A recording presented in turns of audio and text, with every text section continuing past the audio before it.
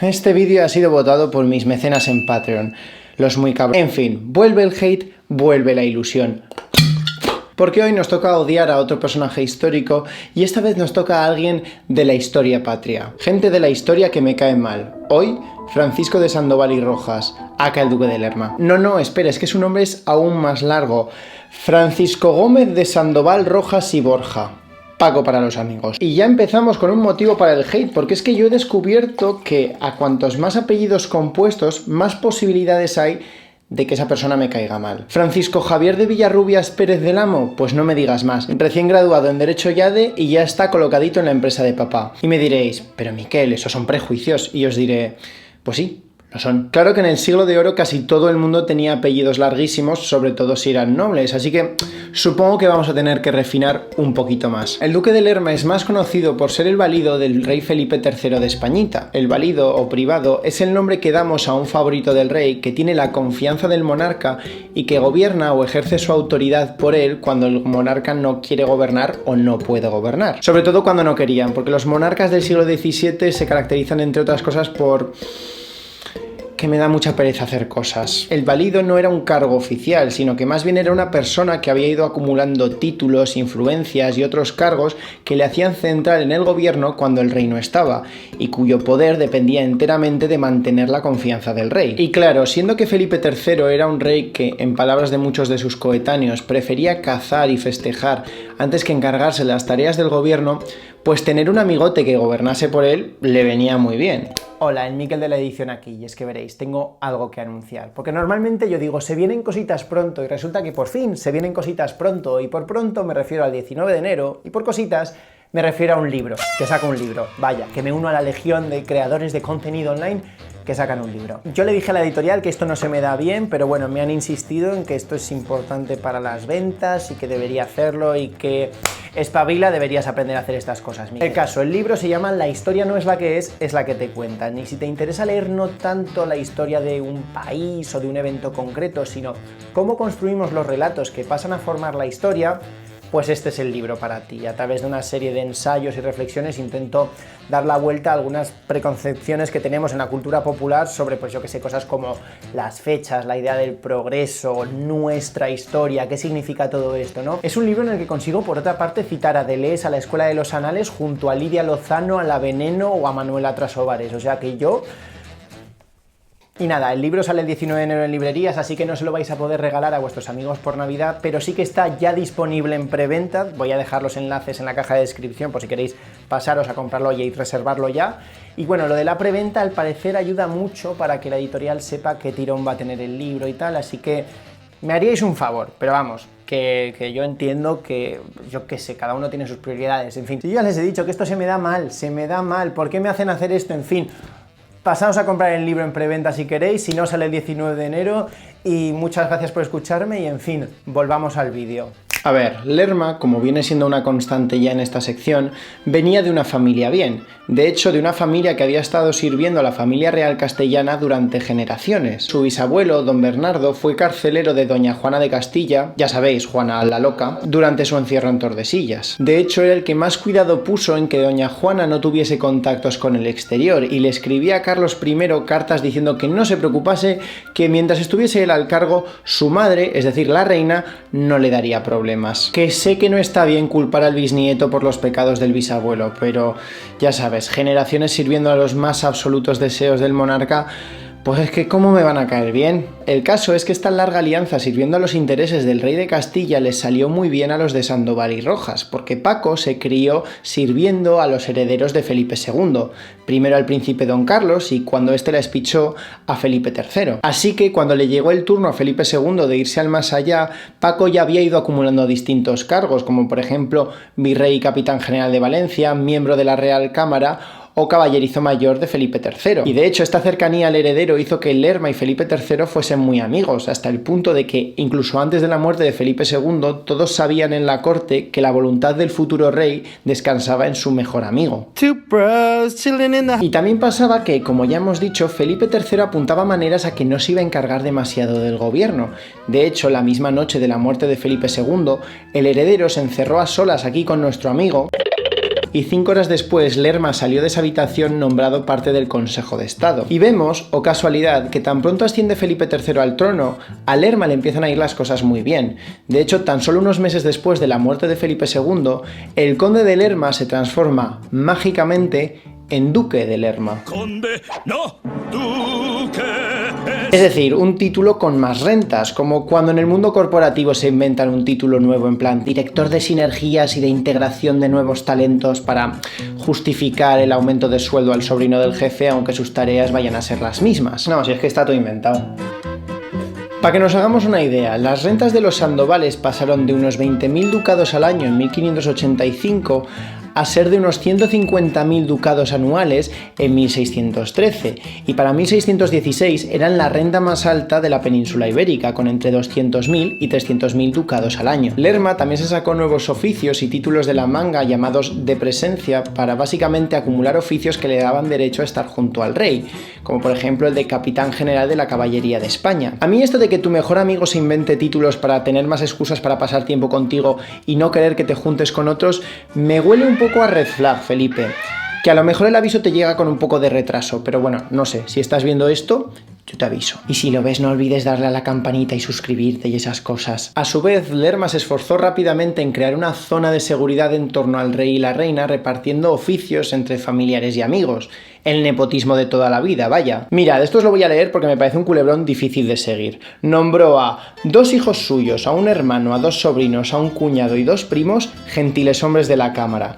Su cuñado, Lope Moscoso, fue nombrado mayordomo mayor, que servía para controlar el acceso a la reina, y cuando Moscoso fue ascendido a caballerizo mayor de la reina, el puesto pasó a Juan de Borja, que era un tío de Lerma.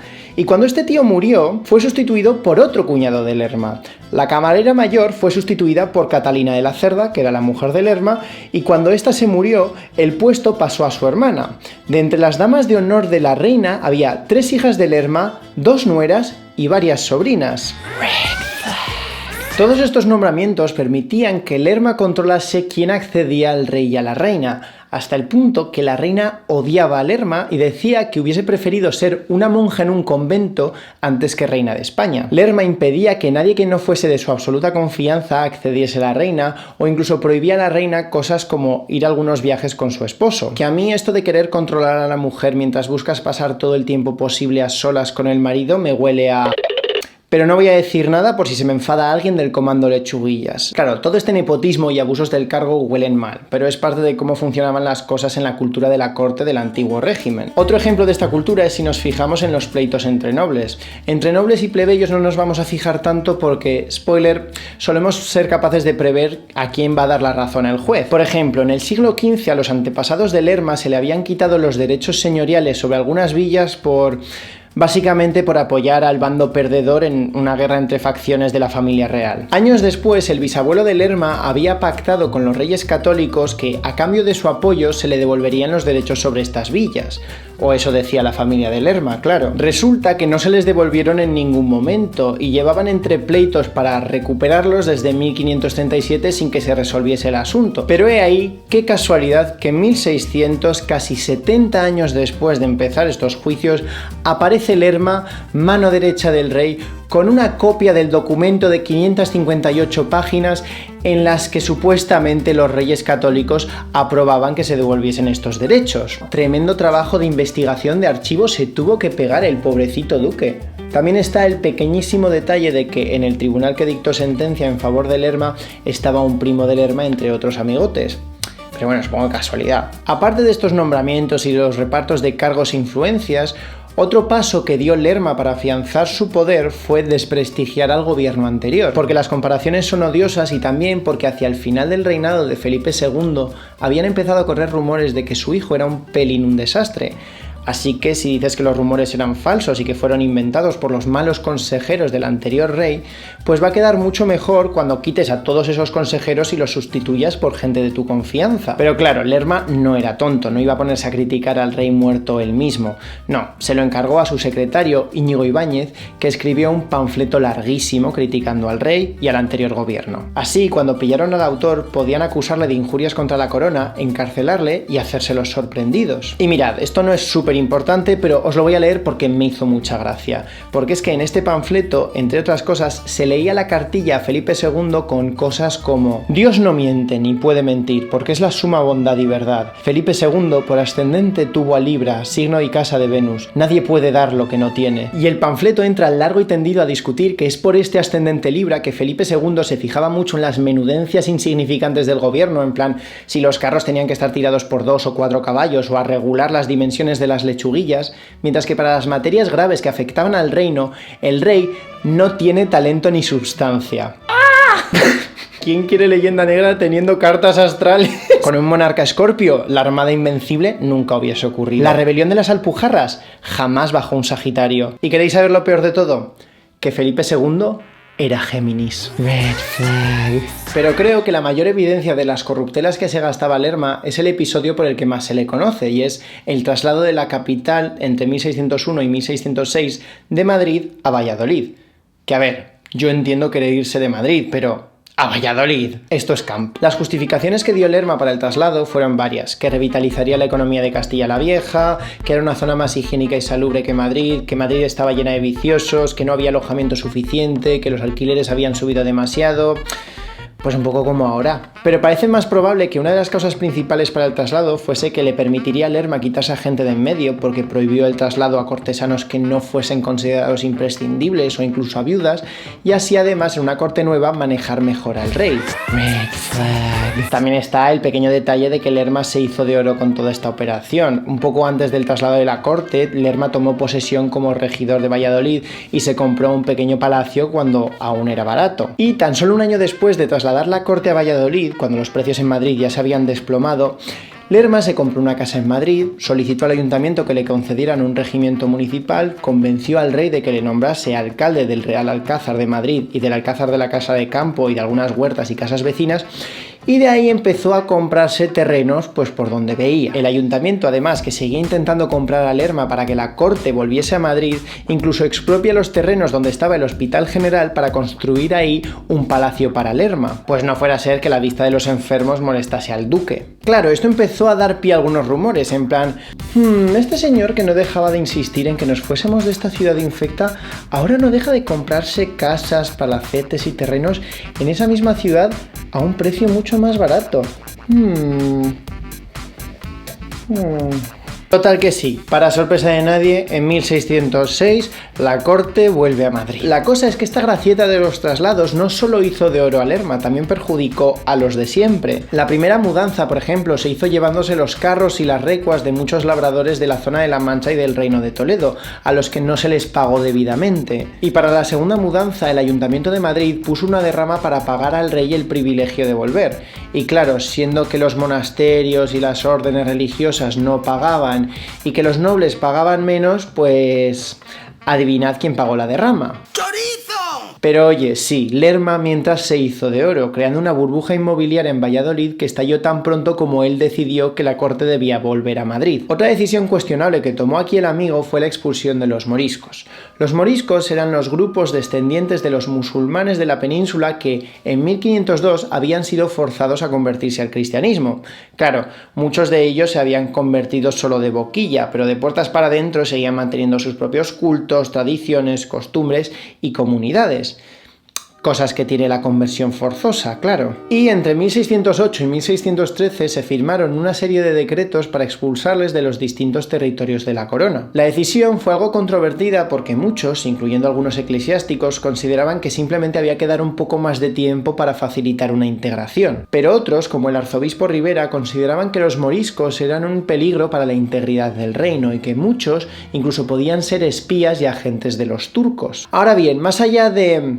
bueno, ya sabéis, la deportación masiva de un grupo de gente por el mero hecho de su ascendencia, la expulsión de los moriscos hace que Lerma me caiga mal por un par de cosas. La primera es que en algunas zonas de la península, sobre todo en el Reino de Valencia y el Reino de Aragón, la población morisca era bastante elevada y ocupaban sobre todo la posición de labradores y artesanos. Así que un poco de la noche a la mañana, en algunas zonas, el campo quedó desierto. En el Reino de Valencia se calcula que se deportó a 1/3 de la población. Y de hecho Lerma tenía bastantes tierras en el Reino de Valencia. Pero ¿creéis que le afectó mucho la expulsión de los moriscos?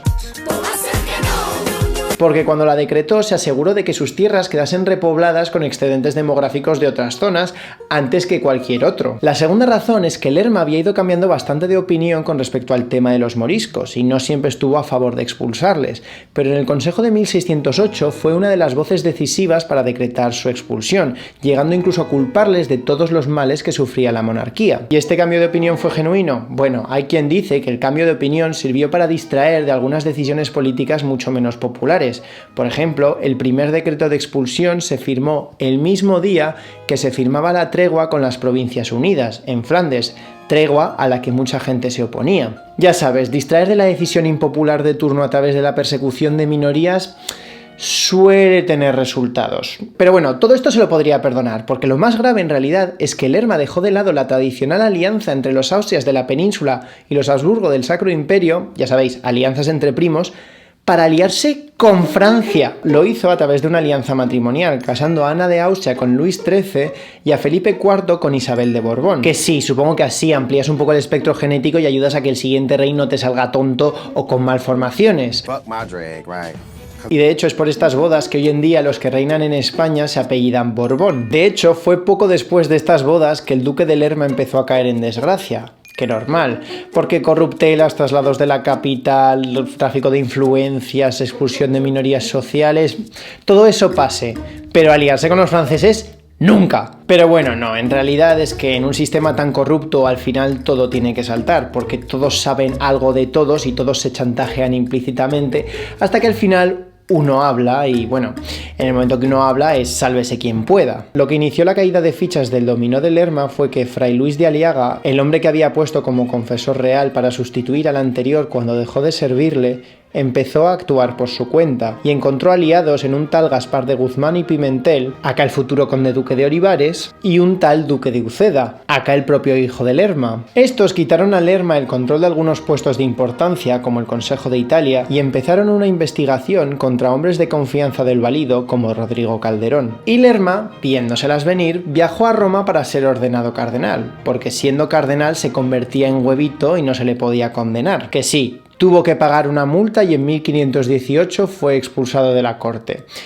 Pero para cuando se murió en 1524 seguía teniendo una de las rentas más altas del reino, así que tan mal no le fue. Pero mirad, al final así cayó el duque de Lerma, no tanto por sus enemigos, sino por la traición y las ambiciones de gente que él mismo había colocado, entre ellos su propio hijo, que le sustituyó como valido. ¡Toma nepotismo! Claro que el hijo fue a su vez traicionado años después por Olivares, que se convirtió en el valido del nuevo rey y que tan pronto pudo nombró a sus antiguos aliados conspiradores y los desterró de la corte. ¿Veis cómo os dije que esto era un culebrón? La cosa es que... vale... Puede que esté descargando mi odio contra una persona que realmente no era sino una muestra más de un sistema corrupto fundamentado en las voluntades personales y en la venta de favores entre nobles con un vínculo familiar o de amistad y muy poca responsabilidad, y que esta maquinaria de la corrupción se aceleró al crear una figura única con un poder casi absoluto que dependía de mantener el control y la confianza del monarca. Pero vosotros no me decís cómo odiar, y si quiero personalizar los sistemas y los procesos, pues los personalizo. Además que lo de aliarse con Francia sí que fue solo cosa suya. Quiero decir, para que veáis lo ridículo de este sistema, una vez Lerma se acercó al rey con la buena noticia de que la flota de Indias había llegado sin percances al puerto de Sevilla, y el rey, contentísimo con esta noticia, regaló a Lerma 50.000 ducados. ¿Qué digo yo?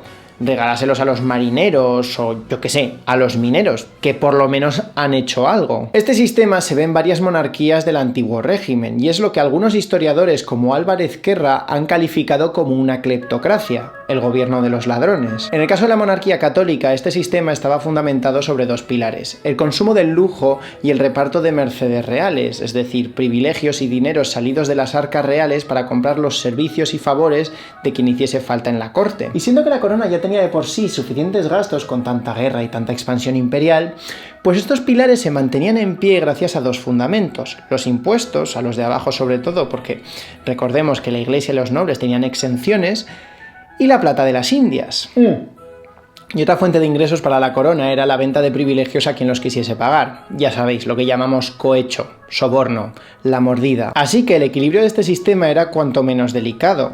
Cuando algo salía mal y las cosas se tambaleaban un poco, pues no pasaba nada. Se caía alguien de más abajo en la organización piramidal, se le ponía como chivo expiatorio y a seguir. Pero cuando las cosas se tambaleaban demasiado, pues el que caía tendía a ser más importante. Así que no debería extrañarnos que Lerma fuese traicionado por su propio hijo y que su hijo a su vez fuese traicionado por su anterior compañero. Pero bueno, supongo que Lerma también tuvo alguna cosita buena. Fue un patrón de las artes. Ya sabéis, le encanta Rubens. También era plenamente consciente de que la monarquía no se podía permitir más guerras, así que empezó una política de treguas y paces con los enemigos habituales, los ingleses, los holandeses, los franceses, y también intentó introducir una serie de reformas para bajar el gasto militar. Claro que para cuando ya estaba fuera del poder y le tocaba marcharse fue cuando empezó a decir eso de que a lo mejor en lo que había que recortar era en Mercedes, ya sabéis, en la entrega de favores y dineros reales, lo mismo que él había utilizado para afianzarse en el poder. Vaya, vaya, qué casualidad que se da cuenta justo ahora. A lo mejor esto consiste en odiar al sistema y a la persona que, situado en una posición de poder dentro de este sistema, contribuye a afianzarlo y a perpetuarlo.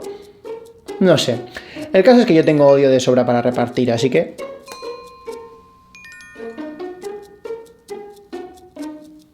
O regular las dimensiones de las... ¿En qué momento me quito los pantalones? Bueno, da igual. El reino de Aragón, la población marisca. La población marisca. Así, las langostas y las gambas y, en fin,